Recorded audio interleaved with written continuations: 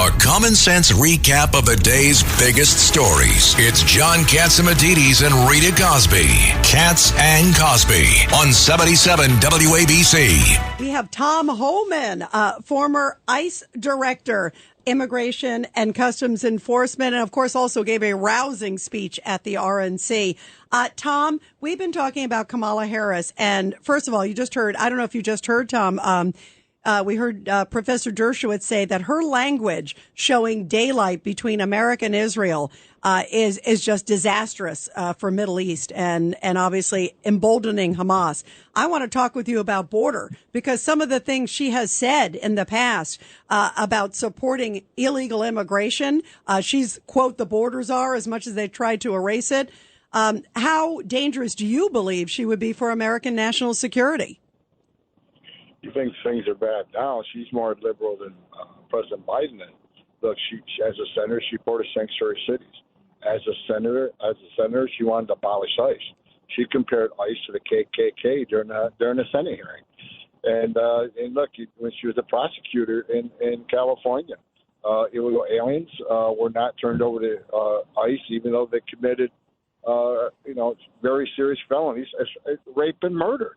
So look, first of all, she's never going to be president. I think President Trump will beat her hands down. But for her to try to run away from the border, saying she wasn't the border czar, and you got the White House saying that border crossings are down 55%, which is a lie.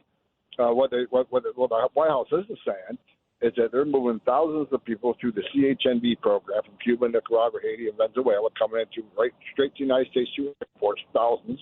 They're bringing thousands in through CBP-1 after the port of entries. They just took thousands of people out of the same bucket, illegal aliens, and put thousands through the port of entry or through the airports, calling them a legal pathway, which is stop. It's abuse of the pro authority.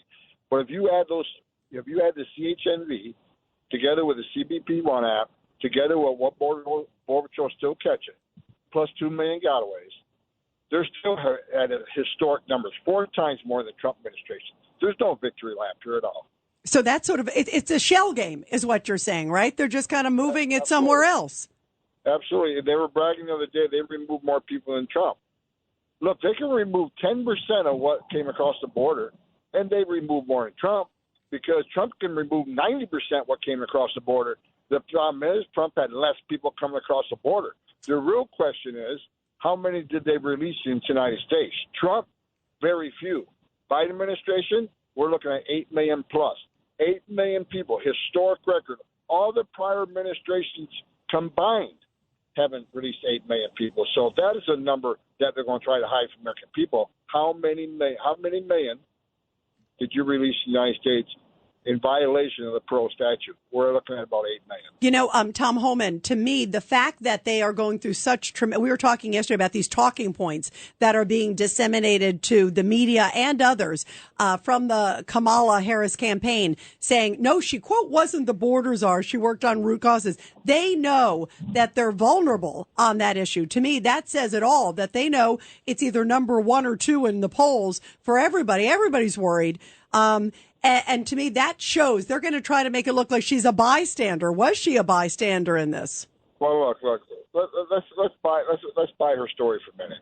She was looking for root causes. How did that work out? I give it an F minus. F minus. She says she was only dealing with root causes in Central America. Okay, Central America, when she was vice president, over 5 million people from Guatemala, Honduras, and El Salvador across the border. So how did that work out for her? The bottom line is that she could have uncovered the root causes in 30 seconds.